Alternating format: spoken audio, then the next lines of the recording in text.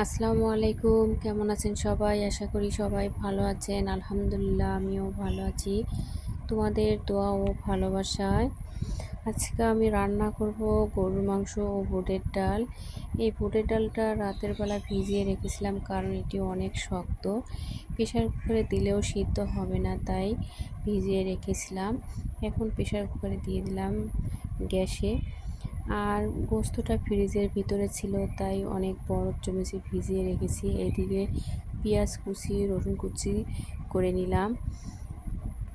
এটা ভালোভাবে ধুয়ে এখন সব ধরনের মশলা দিয়ে প্রেসার কুকারে দিয়ে দিলাম, সিদ্ধ করে নেব। কারণ গরুর মাংস একটু শক্ত হয়, তাই সিদ্ধ করে নিলে ভালো হয়। আর এই রেসিপিটা মূলত আজ করতেছি রাহার জন্য। রাহা রাতের বেলা বলেছে মা সকালে গরুর মাংস আর বুটের ডাল খাবো, ওর অনেক পছন্দ, তাই ওর কথাতে আজকে রান্না করছি। যেহেতু আজকে পরীক্ষা, অনেক ব্যস্ত, খুব সকালেই উঠেছি, খুব তাড়াহুড়া করে রান্নাটা শেষ করলাম কারণ সকালেই যেতে হবে স্কুলে।